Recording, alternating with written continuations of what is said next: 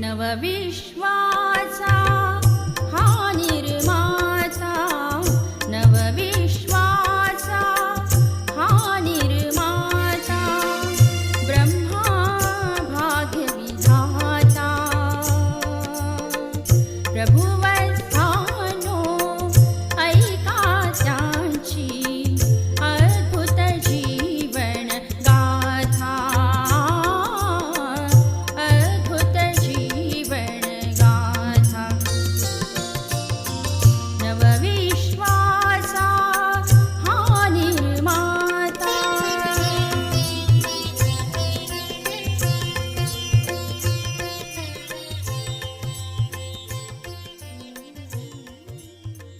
ओम शांती. श्रोते हो, आज आपण ब्रह्मा बाबांच्या जीवन कहाणीची 13वी कथा ऐकणार आहोत. कथेचे शीर्षक आहे जसे केळीच्या पानापानात पान, तसे ज्ञानी यांच्या बोलाबोलात ज्ञान. अनेक पद्धतींनी बाबा गुणांवर विशेष भर देत. ते स्वतः सर्वांपुढे आदर्श गुणमूर्ती होते आणि इतर सर्वांनीही गुण धारण करावेत अशी शिकवण ते त्यांना देत.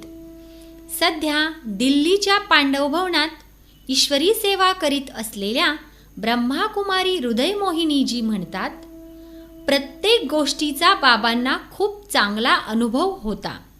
म्हणूनच तर शिवबाबांनी त्यांना आपले साकार माध्यम बनविले. येथील रीतिरिवाज, प्रथा व चालीरीती यांचा बाबांना चांगलाच परिचय होता. म्हणून कित्येकदा बाबा ईश्वरी ज्ञानाची मनोरम रहस्य समजावून सांगताना त्यांचा संबंध त्या रीतिरिवाजांशी कसा आहे हे स्पष्ट करीत. त्यामुळे श्रोत्यांच्या डोळ्यांसमोर कित्येक दृश्य उभी राहत आणि ते अनुभवयुक्त ज्ञान एका सरसरीतीने ऐकल्याने श्रोते आनंदित होत. बाबांनी ऐकविलेले असेच काही प्रसंग आम्ही तुम्हाला ऐकवित आहोत. श्रोते हो, आपण ऐकणार आहोत विवाह पद्धती. विवाह पद्धतीचा उल्लेख करताना बाबा म्हणत, या पद्धतीत पती पत्नीच्या पदराची गाठ बांधतात आणि मग पत्नी आपल्या पतीमागून पावले उचलीत जाते. याचे स्पष्टीकरण देताना बाबा म्हणत, आत्म्यांचा पती जो परमात्मा, त्याच्याशी मनाने संबंध जोडणे म्हणजे परमात्म्याशी पदराने गाठ बांधणे होय. आणि परमपिता परमात्म्याच्या आज्ञा पाळणे म्हणजे पावलावर पाऊल टाकून त्या परमेश्वर रूप पतीच्या मागून जाणे होय. जो आत्मा परमात्मा रूप पतीला वरतो तो निष्ठेने त्याच्या मागून जातो व त्याच्याशी एकनिष्ठ होऊन राहण्याची प्रतिज्ञा करतो. विवाह प्रसंगी नवरा मुलगा जी तलवार घेऊन चालतो त्याचे आध्यात्मिक रहस्य स्पष्ट करताना बाबा म्हणत, पत्नी आणि पतीच्या मध्ये तलवार असण्याचा अर्थ हा आहे की उभयतांच्या शारीरिक संबंधामध्ये ज्ञानाची तलवार असावी. तसे पाहिले तर ही गोष्ट अगदी बरोबर आहे. गीतेत सांगितले आहे की हे वत्स, तू कामरूपी महाशत्रूला ज्ञानरूपी तलवारीने जिंक. पण आज लोक या प्रथेमागील जे धर्मतत्व आहे ते न जाणता तिचे वेगवेगळे अर्थ लावतात. श्रोते हो, आपण ऐकणार आहोत वरातीच्या पुढे दिवा. विवाहाच्या वेळी आणखी एक प्रथा ही बाबा सांगत. पूर्वी हाही एक रिवाज होता की वरातीच्या पुढे पुढे चालणाऱ्याच्या डोक्यावर एक मातीची हंडी ठेवलेली असावयाची आणि त्यात एक दिवा जळत ठेवलेला असावयाचा. त्या दिव्याचा प्रकाश त्या हंडीस पाडलेल्या भोकातून दिसावयाचा आणि इतर वरातीमधील लोक आनंदाने गाणी गात त्याच्या मागून चालत असत. बाबा म्हणत की तो जळणारा दिवा वास्तविक जागती ज्योती परमात्म्याचे प्रतीक असून त्याच्या मागून चालणारे आपण सर्व आत्मेच आध्यात्मिक वरात होय. बाबा सांगत, मनातल्या मनात शिवबाबा भेटल्याच्या आनंदाची गाणी गात तुम्ही त्या ज्योतीच्या म्हणजे नवऱ्या मुलाच्या मागून चालत रहा. श्रोते हो, आपण ऐकणार आहोत आत्म्यांना कोणत्या दागिन्यांनी सजवावे. बाबा म्हणत की सर्व आत्मे त्या एक शिव परमात्म्याच्या प्रेयसी आहेत. सर्वांचा प्रियकर एक शिव परमात्माच आहे. त्याला वरण्यासाठी जन्मोजन्मी आपण व्रतवैकल्य व आराधना करीत आलेलो आहोत. आता आम्हा सर्व प्रेयसींना आपल्याबरोबर घेऊन जाण्यासाठी तो आलेला आहे. ज्याचा विवाह होणार असतो त्या वराला बऱ्याच दागदागिन्यांनी सजविण्यात येते. पण शिव परमात्मा असे स्थूल दागिने नव्हे तर आत्म्याची सजावट पाहतो. म्हणून आता तुम्ही आत्म्याला ज्ञानाच्या वेगवेगळ्या दागिन्यांनी सजवा. पहा, आज शारीरिक विवाहातही मुलगी किती शिकली आहे, गुणी आहे की नाही, तिचे कुळ कसे आहे, हे सर्व पाहण्यात येते. तेव्हा शिवपरमात्माही पाहतो की त्याला वरू इच्छिणारा आत्मा कोठवर ईश्वरी ज्ञानाने युक्त आहे, तो दिव्य गुणांनी युक्त कितपत झालेला आहे, तसेच तो कोणत्या कुळाचा आहे, आसुरी की दैवी. म्हणून जर तुम्ही आत्मे शिवपरमात्म्याला वरू इच्छित असाल तर ज्ञानयुक्त व दिव्य गुणांनी संपन्न व्हा.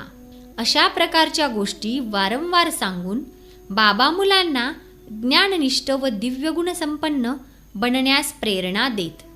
विवाहानंतर काही लोक आजकाल पाश्चात्य रिवाजानुसार मधुचंद्र साजरा करावयास जातात. बाबा म्हणत, पहा तर खरा हा मधुचंद्र कसा आहे ते. हे लोक कामचितेत जळण्यास जातात किंवा कामरूपी विष पिण्याची व पाजण्याची व्यवस्था करतात. पर्वतावरील थंड हवेच्या ठिकाणी जाऊन जणू विषय विकाराच्या खड्ड्यात एकमेकांना ढकलतात आणि म्हणतात की आम्ही मधुचंद्र साजरा करीत आहोत. अरे रे, आज माणूस उत्तम मर्यादा, ईश्वरी नियम, दैवी रीतिरिवाज सर्व काही विसरून गेला असून पूर्णतया देहनिष्ठ व निर्लज्ज झालेला आहे. श्रोते हो, आपण ऐकणार आहोत काम विकार युक्त विवाह म्हणजे घर वसविणे नव्हे. बाबा म्हणत, काम विकार युक्त विवाह म्हणजे घर वसविणे नसून नष्ट करणे आहे.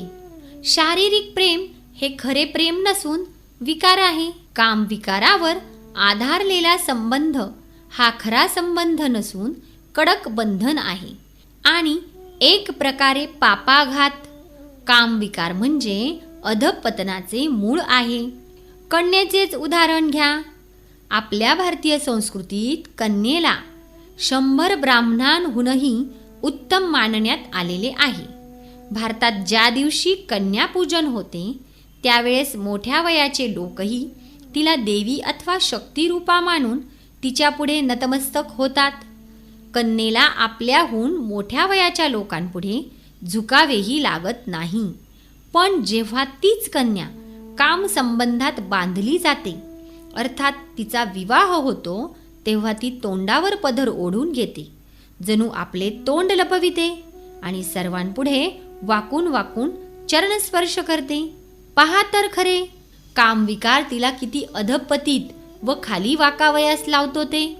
एक छोटा ब्रह्मचारी मुलगा संन्याशाप्रमाणेच काय, पण त्याच्याहूनही श्रेष्ठ महात्मा मानला जातो. पण मोठा होऊन जेव्हा तो कामवासना घेऊन विवाहित होतो तेव्हा तो संन्याशांपुढे नतमस्तक होत असतो. सतयुगात असा विवाह होत नव्हता. तेथे पतीपत्नीच्या मध्ये वासनेचा संबंध नव्हता. तेथे संतती योगबळाने जन्मास येत होती. अशा रीतीने त्या जगातील सर्व लोक महात्मे होते, म्हणूनच त्यांना देवता म्हटले जाते. अशा प्रकारे बाबा ज्ञानाच्या शिखरावर घेऊन जात असताना ब्रह्मचर्याच्या शेवटच्या पायरीवर अधिष्ठित होण्यासाठी अत्यंत ओजस्वी शब्दात प्रेरित करत. श्रोते हो, आपण ऐकणार आहोत शिवाची वरात. शिवाच्या वरातीचेही रहस्य बाबांनी उघड केले. चित्रकार नेहमी शिवाच्या वरातीत फारच अर्थशून्य, भयानक व वेडेवाकडे चेहरे असलेल्यांची चित्रे चित्रित करतात. त्यापैकी कित्येक तर पिशाचिनी, हडळ, भूतप्रेत इत्यादींसारखी वाटतात. या गोष्टींकडे लक्ष वेधून बाबा सांगत, एक शिवाचीच अशी वरात दाखविण्यात येते, कारण जेव्हा आत्म्यांचे गुण, कर्म, स्वभाव भूते, हडळी व पिशाचिनी सारखे किंवा असुरांसारखे होतात, तेव्हा अशा वेळी सृष्टीवर आत्मारूपी वरातीत शिवपरमात्मा वर बनतात. अन्यथा सर्व देवतांहूनही श्रेष्ठ अशा परमपिता शिवपरमात्म्याची अशी वरात का बरे असावी? श्रोते हो, आपण ऐकणार आहोत सतयुगातील विवाह. सतयुगातील विवाहाच्या प्रथेबद्दल बाबा म्हणत, त्या काळातील स्वयंवरापुढे आजचा विवाह तो काय? त्यावेळेस लोकांपाशी मुबलक धनधान्य होते आणि जेव्हा राजे लोकांकडे विवाह होई तेव्हा ते हुंड्याबरोबर हत्ती, दासदासी आणि सोने चांदी तसेच इतर अनेक वस्तूंचे इतके भांडार देत की त्याचा हिशेब नसे. पण आज भारत कंगाल, दरिद्री झालेला आहे आणि माणसाला आपला जीवननिर्वाह करणेही कठीण वाटत आहे. सतयुगात व त्रेतायुगात एक पत्नीचा नियम होता, पण आज तर माणसाची दृष्टी व वृत्तीच वासनायुक्त झालेली आहे. म्हणून सांप्रत धर्मपती व धर्मपत्नी यांच्यामध्ये धर्माचे नाते उरलेले नाही. आता पुन्हा शिवबाबा येऊन दैवी धर्माचे नाते प्रस्थापित करीत आहेत. श्रोते हो, आपण ऐकणार आहोत सतीची चाल. बाबा सांगत, पूर्वी कित्येक जातीत हा रिवाज प्रचलित होता की पतिव्रता पत्नी आपल्या पतीच्या मृत्यूनंतर त्याच्या शवाबरोबर स्वतःलाही जाळून घेई. अशा प्रकारे जिवंतपणी अग्निसमर्पण होण्याच्या किंवा चितेवर चढून जाण्याच्या प्रथेला ते सतीची चाल म्हणत. रूढीप्रिय लोक या चालीला चांगली मानत आणि त्या पत्नीला सती होत असलेली पाहून कोठे कोठे तर असेही होई की लोक ढोल वाजवीत व त्या पत्नीच्या गळ्यात फुलांच्या माळा घालीत आणि ढोलाच्या आवाजात एक एक पाऊल चितेच्या दिशेने टाकीत ती पत्नी आपल्या पतीच्या शवाकडे जाऊन अग्निप्रवेश करी. हे भयावह दृश्य लोक धर्मानुकूल मानित. वास्तविक सतीची चाल काही वेगळीच आहे. जिवंतपणी अग्निप्रवेश करणे म्हणजे स्वतःची हिंसा करणे होय. मग हिंसेला धर्मानुकूल कसे म्हणता येईल? पहा तर खरे, समाजाची ही कशी प्रथा आहे की पती मृत्यू पावल्यास पत्नी त्याच्याबरोबर स्वतःलाही जाळून घेते आणि जर पत्नी मरण पावली तर पती मात्र असे कधीच करीत नाही. अशा रीतीने आपल्या अनमोल जीवनाचा शेवट करण्यात माणसाचे कल्याण ते काय आहे? ही तर एक प्रकारे मोह, लोकलज्जा, निंदेचे भय अथवा अज्ञानमूलक चाल आहे. पती कसल्याही संस्काराचा असो, त्याचे आचरण वा जीवन कलंकित का असेना, पण तो मेल्यावर त्याच्या पत्नीने सती होण्यात महती काय? लोक म्हणत की अशा प्रकारे सती गेल्यास पती पत्नींना स्वर्ग प्राप्त होतो आणि त्यांची संगत याच जन्मी न तुटता पुढेही कायम राहते. शिवाय असे केल्याने पत्नी विधवा म्हणविण्यापासून तसेच लोकांच्या कुदृष्टीपासूनही वाचते. पहा तर खरे, कसा आहे हा समाज आणि त्याचा विचार. अबला पत्नीला जिवंतपणी जळत्या चितेवर बसवून ढोल वाजविणे आणि त्यासाठी धर्माचा आडोसा घेणे, यात काय शहाणपणा?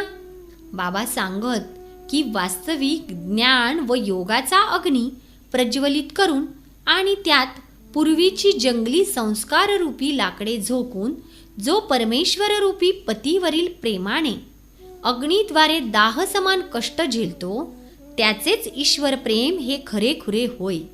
या दृष्टिकोनाने तोच आत्मा सती होय, जो त्या परमेश्वररूपी पतीच्या लोकात जातो, म्हणजे ब्रह्मलोकात जातो. अशा प्रकारे सती होणारा आत्मा नंतर मग स्वर्गीय सृष्टीत वैधव्याचा शाप, लोकनिंदा व कुदृष्टी यापासून कायमचा सुटतो. वास्तविक अशा प्रकारे सती होणे म्हणजेच जिवंतपणे मरणे होय. कारण यात जिवंत असतानाच मनाने इतर सर्व नाती तोडून एक परमेश्वररूपी पतीशी आपले नाते जोडावे लागते.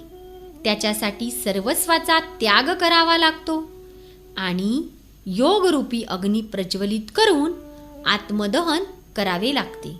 अशा सतीसाठी खुशीचे नगारे वाजविणेही शोभा देते आणि अशा प्रकारे सती होणाऱ्यावर पुष्पवर्षाव करणेही अनुचित नाही. आणि ही अशी सतीची चाल आहे जी स्त्री व पुरुष उभयता अंमलात आणू शकतात. हीच धर्माच्या अनुकूलही आहे. अशा रीतीने सतीच्या चालीचे आध्यात्मिक स्पष्टीकरण देत बाबा सर्व आत्म्यांची मने एक परमात्म्याशी जोडत. बाबांना जेव्हा कोणी भेटे तेव्हाही बाबा म्हणत, तुम्हा आत्म्यांचा पती तर एक परमात्माच आहे, म्हणून त्यालाच तुम्ही भेटावयास हवे. तो तुमचा पुरुष आहे, इतर सर्व परपुरुष होत. तेव्हा प्रथम तुम्ही हा विचार करा की तुम्ही कोणाला भेटत आहात. शिवपरमात्म्याच्या स्मृतीत राहून त्यालाच भेटा, तरच काही कल्याणही होईल. त्या एकाचेच प्रेम निस्वार्थ आणि कल्याणकारीही आहे. शरीरावर प्रेम करणे हे देह अभिमानाचे सूचक असून ते अंती अकल्याणकारी ठरते. श्रोते हो, आपण ऐकणार आहोत टिळा म्हणजे तिलक. बाबा सांगत की मंदिरात ब्राह्मण किंवा पुजारी भक्तांच्या कपाळी टिळा लावतात. या प्रथेमागेही एक फार उच्च आध्यात्मिक रहस्य आहे, जे आता जवळजवळ लोप पावलेले आहे. याचप्रमाणे माताही आपल्या कपाळी जे कुंकू लावतात त्यालाही एक आध्यात्मिक अर्थ आहे. वास्तविक हा टिळा किंवा कुंकू स्वतःला आत्म्याची स्मृती देण्यासाठी तसेच दुसऱ्यांची दृष्टी आत्म्याकडे वेधून घेण्याचे एक साधन आहे. पण आज लोक आत्मा भ्रुकुटींच्या मध्ये निवास करतो हे पार विसरून गेलेले असून अंधश्रद्धाळू बनलेले आहेत. तेव्हा मुलांनो, आता तुम्ही अविनाशी ज्ञानरूपी केशराचा किंवा चंदनाचा टिळा स्वतःलाही आणि दुसऱ्यांनाही लावा. ज्ञानाशिवाय भक्तमंडळी जो टिळा लावतात किंवा लावून घेतात तो तर एका दिवसातच पुसला जातो आणि तो धारण करूनही ते आत्म्याच्या स्वरूपात स्थित होत नाहीत. आता तुम्ही या निश्चयात स्थित राहा किंवा या स्मृतीत एकाग्र व्हा की मी एक अविनाशी ज्योतिर्बिंदू रूप आत्मा असून भ्रुकुटीच्या मध्ये निवास करतो. ही स्मृती म्हणजे स्वतःला खरा टिळा लावणे होय आणि स्वतःला निश्चयपूर्वक ज्योतिर्बिंदू आत्मा समजणे हे ज्ञानवान स्त्री पुरुषांनी टिळा वा कुंकू लावण्यासारखे आहे. इतरांनाही असा टिळा लावणे तसेच त्यांच्या भ्रुकुटींच्याच मध्ये पाहणे हे तुम्हा खऱ्या ब्राह्मणांचे धर्मकर्म आहे. तुमची ही ईश्वरी सेवा केंद्रे म्हणजे खरीखुरी ज्ञान मंदिरं आहेत. तेथे जे कोणी जिज्ञासू येतील त्यांना आत्मिक स्मृतीरूपी टिळा तुम्ही जरूर लावला पाहिजे. श्रोते हो, आपण ऐकणार आहोत मृत्यूसमयी मुखात गंगाजल. भारतात फार पूर्वीपासून ही सुद्धा एक प्रथा चालत आलेली आहे की जेव्हा एखादा माणूस मृत्यूशय्येवर पडलेला असतो तेव्हा ब्राह्मण किंवा नातेवाईक त्या माणसाच्या मुखात थोड्या थोड्या वेळाने गंगाजल घालत असतात. कारण त्यांची अशी समजूत आहे की असे केल्याने माणूस पावन होऊन स्वर्गास जातो. या प्रथेचे रहस्य सांगताना बाबा म्हणत की वास्तविक ईश्वरी ज्ञानच मुळी असे गंगाजल आहे जे परमपिता शिव परमात्म्याने दिलेले असून यानेच आत्मा पावन होऊन स्वर्गास जातो. बाबा म्हणत की आता सारी सृष्टीच मृत्यूशय्येवर आहे, कारण अणुबॉम्ब वगैरेद्वारे तिचा लवकरच विनाश होणारच आहे. तसेच माणसाचा श्वास कधी थांबेल याचाही काही भरवसा नाही. म्हणून माणसाने रोज ज्ञानरूपी गंगाजलाचे पान करीत राहिले पाहिजे.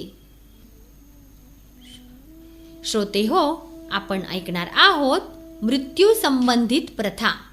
बाबा सांगत की फार पूर्वीपासून हाही एक रिवाज चालत आलेला आहे की शव स्मशानाकडे घेऊन जाताना लोक प्रथम त्याचे तोंड शहराकडे व पाय स्मशानाकडे करतात. पण जेव्हा स्मशान जवळ येते तेव्हा शवाचे पाय शहराकडे व तोंड स्मशानाकडे फिरविण्यात येते.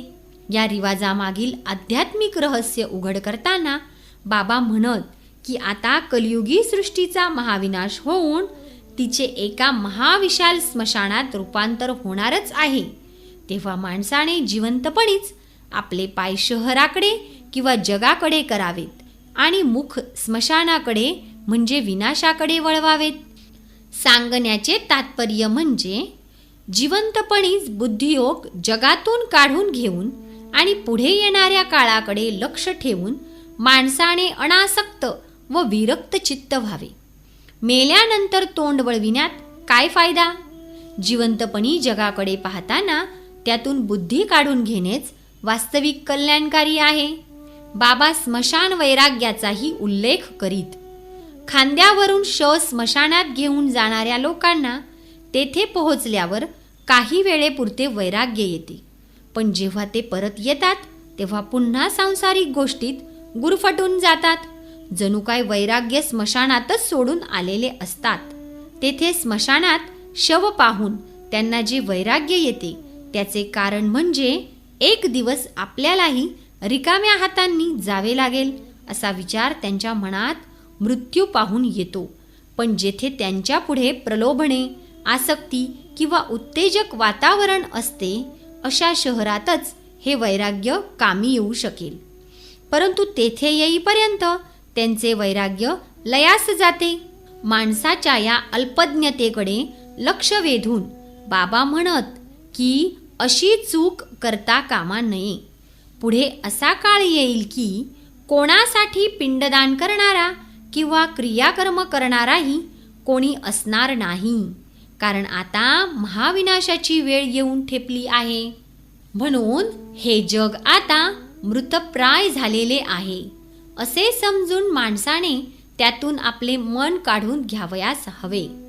बाबा सांगत की मृताचा आत्मा भटकू नये म्हणून त्याच्या डोक्याकडे दिवाही लावतात. तसेच अंतिम श्वास निघून जाण्यापूर्वी त्याच्या हातांकरवी काही दान करविण्याचाही प्रयत्न करतात. पण जिवंत असताना माणसाने आपला आत्मारूपी दिवा प्रज्वलित केलेला नसेल तर मेल्यानंतर हा पार्थिव दिवा काय करील आणि तो त्याच्या आत्म्याला भटकण्यापासून कसा वाचवू शकेल?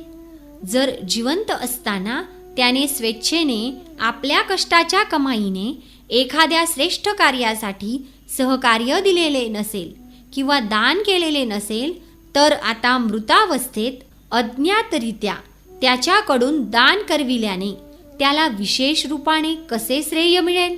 हे सर्व लक्षात घेऊन माणसाने जिवंतपणीच ईश्वरी ज्ञान व योगाद्वारे आपला आत्मारूपी दिवा प्रज्वलित करावयास हवा आणि आपले भाग्य बनविण्यासाठी ईश्वरी मताचा अवलंब करावयास हवा. एखाद्याच्या मृत्यूनंतर लोक बहुधा असेच म्हणतात की तो स्वर्गास गेला. इंग्रजी भाषा बोलणारे लोक एखाद्याने देहत्याग केल्यास म्हणतात की he has left for the heavenly abode, अर्थात तो स्वर्गवासी झाला आहे. वर्तमानपत्रातही लोक अशा प्रकारचे वृत्तांत छापावयास देतात. या बाबतीत बाबा म्हणत की जगात कशा विचित्र समजुती प्रचलित आहेत हे पहा तर खरे. जो कोणी शरीर सोडतो तो काय स्वर्गास जातो? हे कसे बरे शक्य आहे? स्वर्गवासाचा अधिकारी होण्यासाठी तर माणसाला पवित्र व दैवी गुण संपन्न म्हणजे देवता बनण्याची आवश्यकता आहे, कारण स्वर्गात केवळ देवी देवता राहतात. तेव्हा सर्व लोक मेल्यानंतर स्वर्गवासी कसे होऊ शकतील? तसेच आणखी एक गोष्ट म्हणजे स्वर्ग या लोकाच्या कोठेतरी वर थोडाच आहे. या गोष्टींचे स्पष्टीकरण देताना बाबा म्हणत की आता या सृष्टीला स्वर्ग बनवावयाचे आहे. यासाठी घरोघरी स्वर्ग बनवणे भाग आहे आणि त्याकरिता स्वतःला माणसापासून देवता बनविण्याचा पुरुषार्थ करावयास हवा. श्रोतेहो, आपण ऐकणार आहोत जन्मसंबंधित प्रथा. बाबा सांगत मूल जन्मल्यावर त्याच्या जिभेवर मधाने ओम शब्द लिहिण्याचा परंपरागत चालत आलेला एक रिवाजही बरेच लोक पाळतात. या जगात सुरुवातीपासूनच माणसाने आपले स्वरूप ओळखून त्यात स्थित राहावे असा त्याचा खरा अर्थ आहे. पण असे जरी लोक लिहित असले तरी ते स्वतः काही ओमच्या अर्थस्वरूपात स्थित होत नाहीत आणि मूल मोठे व समजूतदार झाल्यावरही त्याला स्वरूपाचे ज्ञान देत नाहीत. मग त्या अजान अवस्थेत ओम लिहिण्याचा काय लाभ? बाबा विनोदपूर्णरित्या म्हणत की लहान मूल जेव्हा रडते तेव्हा ते वा वा वा करते. या बाबतीतही एक म्हण प्रचलित आहे. असे म्हणतात की मूल जेव्हा मातेच्या गर्भात असते व तेथे क्लेश, कष्ट, जेल व घाणीचा अनुभव करते तेव्हा धर्मराजास म्हणते, यावेळेस मला बाहेर काढशील तर मी वचन देते की मी पुन्हा कोणतेही वाईट काम करणार नाही. पण बाहेर जगात आल्यावर तेथे वा वा वा म्हणते. याचा अर्थ असा होतो की वाह वाह, मी तेथे गर्भजेलात जे वचन दिले होते तेथील गोष्ट तेथेच राहिली. म्हणजे ते आपले वचन विसरते आणि जगाची चटक लागल्याने येथलेच होऊन बसते व पापे करावयास लागते. ते वचन तर देऊन आले होते की आता मी ईश्वराचे स्मरण करीन, पण येथे येऊन पुन्हा तसेच्या तसेच होते. याचा उल्लेख करीत बाबा म्हणत की आता माणसाने चुका करता कामा नये. बाबा समजावून देत की काही गुन्हेगार असे असतात जे जेलातून सुटून बाहेर येताच पुन्हा गुन्हे करण्यास सुरुवात करतात. अशा गुन्हेगारांना जेलबर्ड म्हणतात.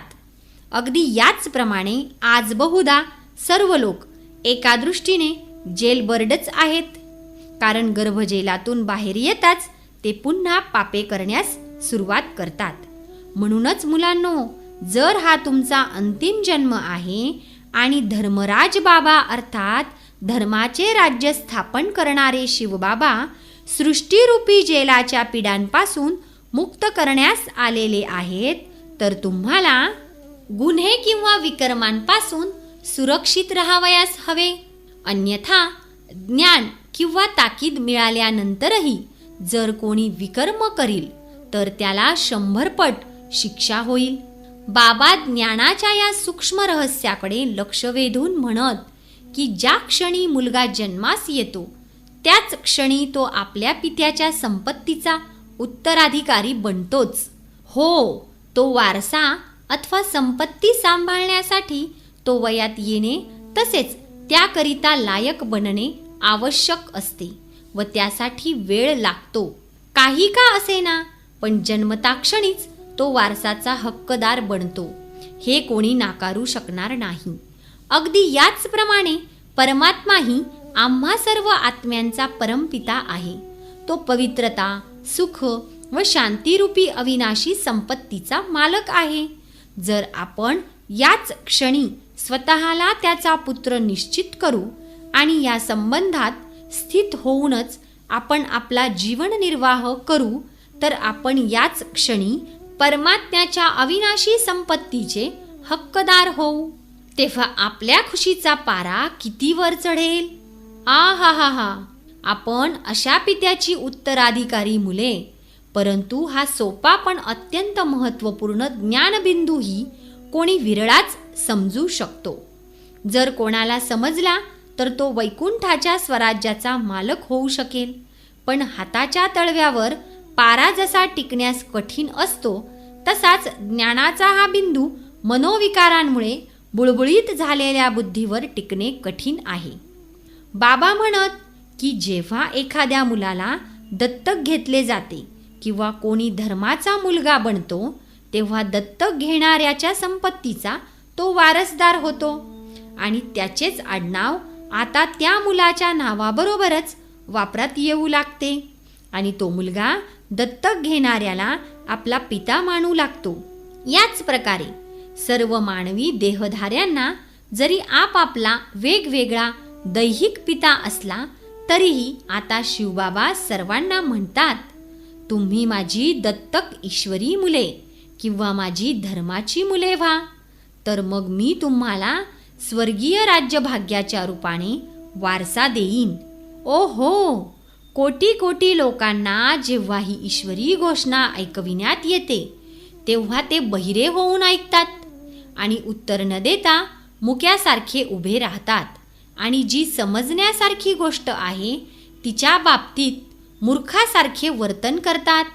विचार करा, जर आज कोट्याधीश साधू वृत्तीचा माणूस एखाद्याला म्हणेल की तू माझा दत्तक मुलगा हो, तर तो मुलगा जर समंजस असेल आणि अभागी नसेल तर तो काय नकार देईल?